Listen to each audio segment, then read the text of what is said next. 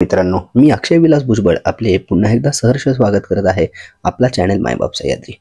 या भागात आपण आपल्या मराठ्यांच्या किंवा हिंदूंच्या भळबळणारी जी जखम म्हणतो म्हणजेच आपले परमपूज्य धर्मवीर छत्रपती संभाजी महाराज यांच्या बलिदान मासात त्यांना औरंग्याने कुठे पकडले आणि कशा पद्धतीने त्यांना नेण्यात आले याची माहिती घेणार आहोत।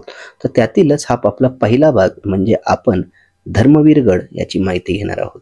धर्मवीरगड म्हणजे छत्रपती संभाजी महाराजांच्या बलिदानाने पावन अशी ही भूमी।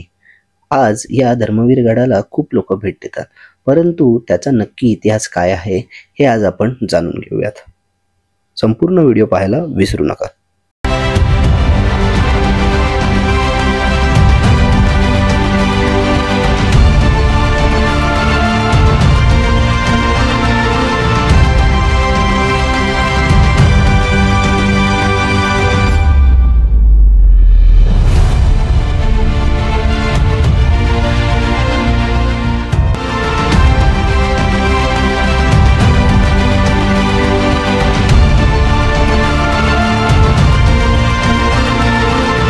धर्मवीरगड उर्फ बहादूरगड उर्फ पांडे पेडगावचा किल्ला।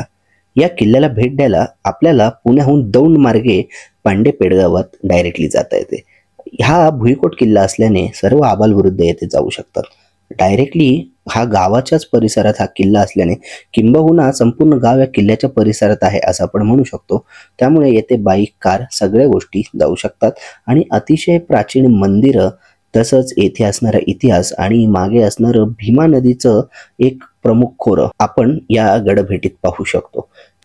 छत्रपती संभाजी महाराजांशी निगडीत असणाऱ्या या इतिहासाची आज आपण व्यवस्थितपणे माहिती घेऊया।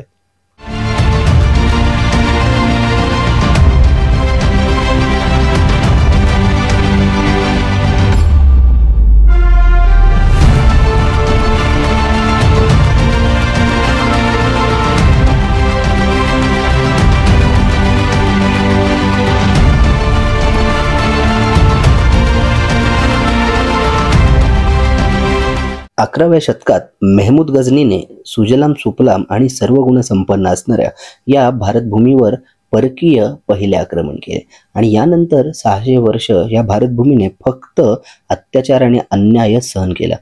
विशेषतः येथील हिंदू समाजाने खूप अन्याय भोगला, परंतु परमपूज्य छत्रपती शिवाजी महाराज यांनी 16व्या शतकाला स्वराज्याची मुहूर्तमेढ रोवून या अन्यायाला वाचा फोडली आणि आपल्या येथील माता भगिनींना, आबालवृद्धांना हक्काचं स्वराज्य, स्वधर्माचं स्वराज्य मिळवून दिलं।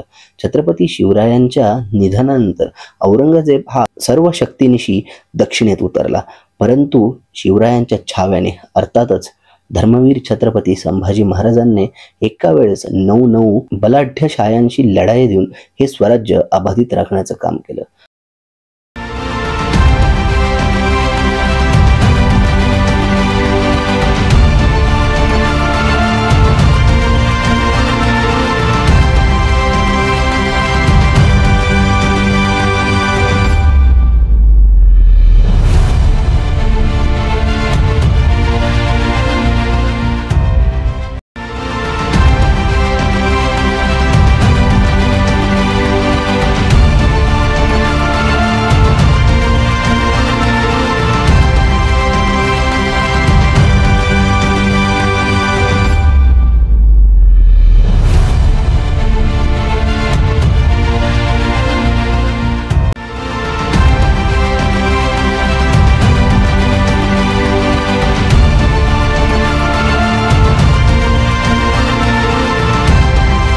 तर औरंगजेबाच्या ह्याच दरबारात औरंगजेब बसला होता आणि त्याला वाटलं मराठ्यांचा छत्रपती संभाजी महाराज, छत्रपती शिवरायांचे पुत्र यांना आपण पकडून आणलेला आहे आणि तो आपल्या इथे जेरबंद आहे व त्याला कमीपणा कसा दाखवता येईल यासाठी औरंगजेब प्रयत्नशील होता।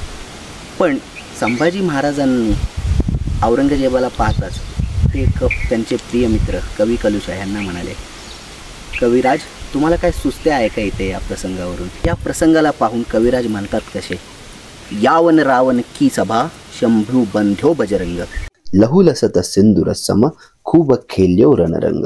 जो रवी छबी लखतही खद्योत होत बजरंग, त्यो तव तेज निहारके तखत तेजत औरंग. म्हणजेच कविराज म्हणतात रावणरूपी औरंग्याच्या दरबारात ज्यावेळेस छत्रपती संभाजी महाराजांना आणण्यात आले त्यावेळेस त्यांचे रूप हे रावणाच्या दरबारात ज्यावेळेस आपले प्रभू हनुमंत आले होते, शेंदूर फासल्याप्रमाणे ज्याप्रमाणे हनुमंत दिसत होते तसे आपले छत्रपती संभाजी महाराज दिसत आहेत. आणि त्यांचे हे रूप पाहून जसा काजवा देखील ज्यावेळेस सूर्याचा उगम होतो त्यावेळेस काजव्याचे तेज जसे निस्तेज होते तशा पद्धतीचा औरंगजेब देखील निस्तेज झाला व गुडघे टेकून त्यांनी सिंहासनाचा त्याग केला व आपल्या परमपूज्य छत्रपती संभाजी महाराजांच्या समोर तो लीन झाला. म्हणजे काय म्हणावं या प्रसंगाला. ह्या साक्षात मृत्यू आपल्या समोर असताना देखील कविराजांना आणि छत्रपती संभाजी महाराजांना या पद्धतीचं जर वागणं असेल तर काय आपला मराठी बाणा असेल आणि काय छत्रपती शिवाजी महाराजांनी आपल्या छावेला दिलेले प्रशिक्षण असेल. आपण पाहू शकतो इथे असे खूप भग्नावशेष इथे जे पडलेले आहे. हा वाडा आहे, या वाड्याचे खूप असे भग्नावशेष आपण पाहू शकतो. आम्ही याची तेच पाहणी करत आहोत. आपण इथे पाहिलं तर पायऱ्या ज्या आपण परत जाणार आहोत, थोडं आतल्या साईडला जर पाहिलं तर भीमा नदी इथून पूर्णपणे आपल्या पट्ट्यात येते आहे. खूप छान असा विलोभनीय अशा दृश्याचा आपण इथं पाहणी करू शकतो. खूप विस्तृत पट्टा भीमा नदीचा आपल्याला इथून दिसत आहे. खालीपर्यंत किल्ल्यापर्यंत पाणी आहे. जुन्या काळातले फार असे बांधणीचे वेगवेगळ्या बांधणीचे कौशल्यात्मक असे दरवाजे, कमान, बुरुज असे फार आपण पाहू शकतो. इथे खूप मोठ्या पद्धतीचं असं हे वाडा आहे असं म्हणायला हरकत नाही. आपण आता वरती जाऊयात पायऱ्यांनी.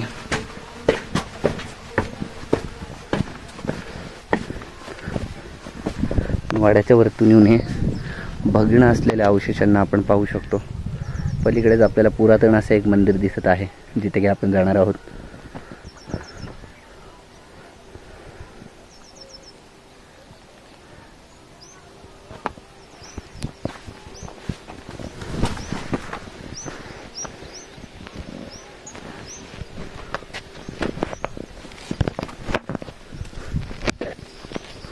इथून आपल्याला गडाचा पूर्ण असा पट्टा निहाळता येतोय.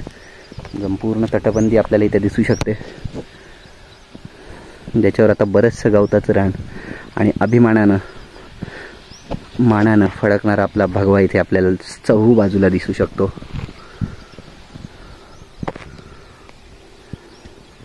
आपली शान, आपली आन बान छत्रपती शिवाजी महाराज, छत्रपती संभाजी महाराज, श्रीमंत बाजीराव पेशवे, श्रीमंत माधवराव पेशवे यांच्या पराक्रमाने, बलिदानाने हे जे आपले स्वराज्य आहे याचेच चिरतरुण राहावं ही त्यांची इच्छा कायम होती.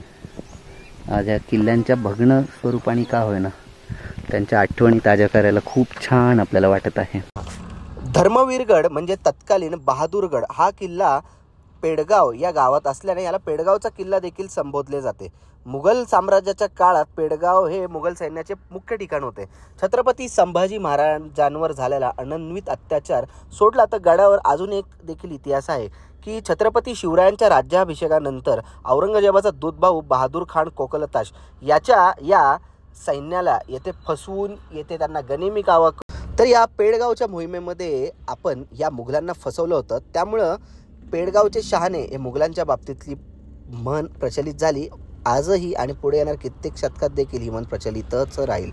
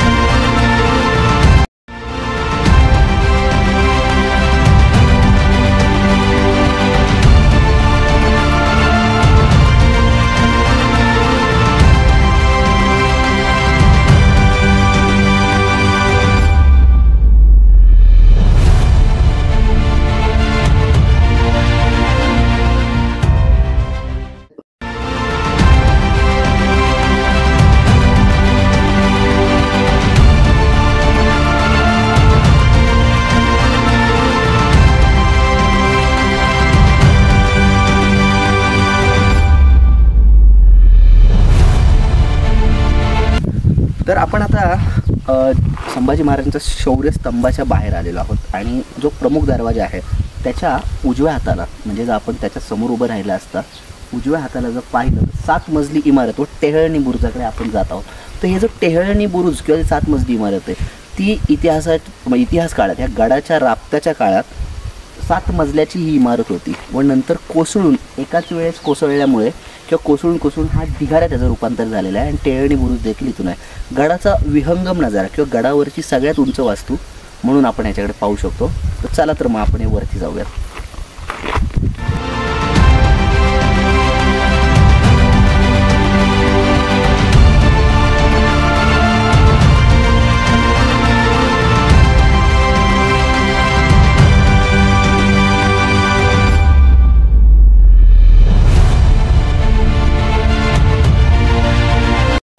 कोकल ताशाने ह्या किल्ल्याला स्वतःचे नाव आहे, त्याने नामकरण केले बहादूरगड असे.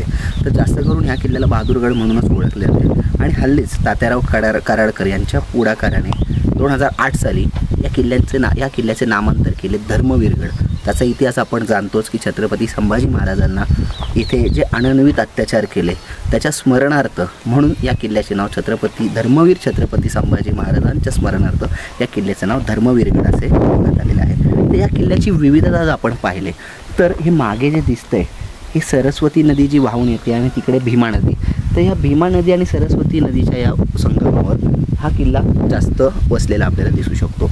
मगाशी म्हणल्याप्रमाणे साधारणतः 110 एकरा या परिसरामध्ये 110 एकराच्या परिसरामध्ये हा किल्ला वसलेला असून साधारणतः 52 पेठा या किल्ल्यामध्ये वसलेला होता. खूप मोठा हा असा परिसर असून पूर्ण किल्ल्याला ह्या वेशी आपण पाहू शकतो. जसे की ही तटबंदी संपूर्णतः भरपूर मंदिरं, लक्ष्मीनारायण असतील, मल्लिकार्जुन असतील, भैरवनाथ असतील किंवा पाताळेश्वर, अशा भरपूर मंदिरांनी समृद्ध असा हा किल्ला.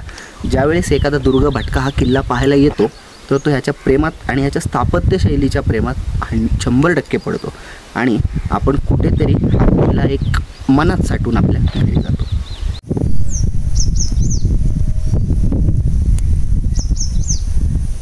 तर मित्रांनो, ही आपण पाहू शकतो मुघलकालीन मोठ म्हणजे जे मागं नदीपात्र आपण पाहिलं तर नदीपात्रातनं जे पाणी आणण्यासाठीची जे व्यवस्था होती त्याला हे मोठ म्हणतात. हत्तीच्या साहाय्याने इथे मोठ आणलं जायचं आणि हे पाणी संपूर्ण इथे पाणी चढवून संपूर्ण जो बहादूरगड किंवा आपण धर्मवीरगड म्हणतो त्याला ह्या पाण्याचं डिस्ट्रीब्युशन केलं जायचं. तर हे आहे मुघलकालीन मोठ. जी यादवकालीन मोठ आहे ती त्या बाजूला आहे, ते देखील आपण बघूयात. आणि त्यामध्ये जे खापराचं जे आपण म्हणूयात पाईपलाईन, त्या पाईपलाईन थ्रू हे आणण्याचा प्रयत्न 13व्या शतकात केला असेल. म्हणजे आपण विचार करू शकतो किती चांगल्या पद्धतीचं तंत्रज्ञान त्या काळात विकसित होतं.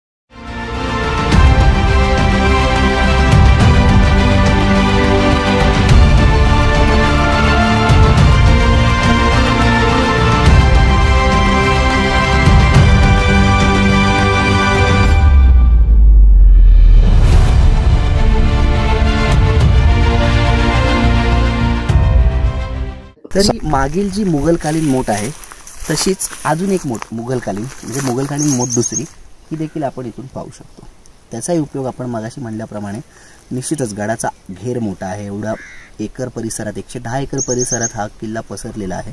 तर त्यासाठी एवढं पाणी क्षमता किंवा साठवण्याची गरज ही निश्चितच भासत असेल, म्हणून आपल्याला इथे जागोजागी मोठ बांधलेले दिसतात. तर आता आपण जाऊयात यादवकालीन ज्या मोठ आहेत तिथे.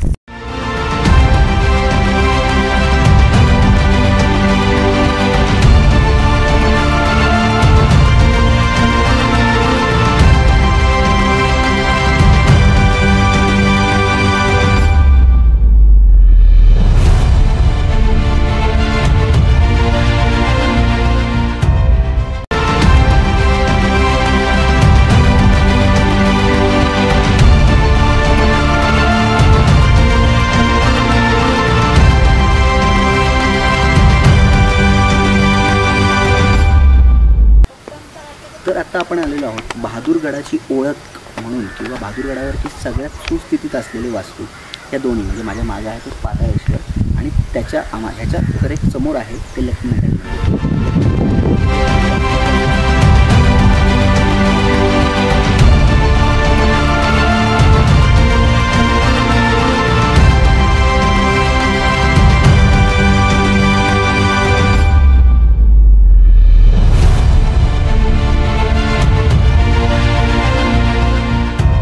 शूरवीर गडावर असणारी ही सुंदर मंदिर आहे, सुबक बांधकामाची मंदिर आहे. आपण आपल्या पुढच्या ब्लॉगमध्ये नक्की पाहूयात.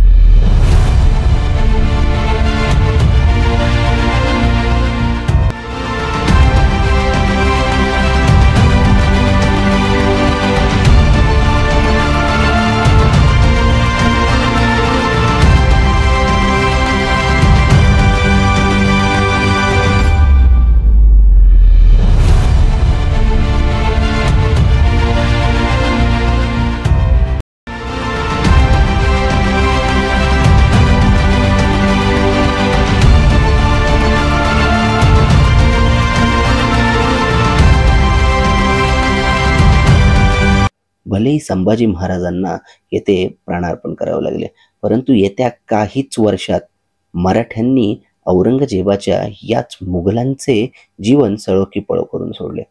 या मुघलांना मराठ्यांच्या शिवाय श्वास घेणेही कठीण झाले आणि छत्रपती संभाजी महाराजांच्या मृत्यूचा बदला अशा पद्धतीने मराठ्यांनी घेतला.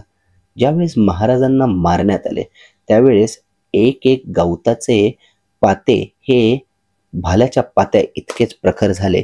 एक एक रक्ताचा कण हा एक एक संभाजी घेऊनच जन्माला आला आणि छत्रपती संभाजी महाराजांच्या बलिदानाने प्रेरित होऊन मराठ्यांनी औरंग्याचे जगणे हराम केले आणि छत्रपती संभाजी महाराजांच्या या हत्येचा बदला घेतला. छत्रपती संभाजी महाराजांना मानाचे विनम्र अभिवादन. जय शिवराय, जय शंभू महाराज.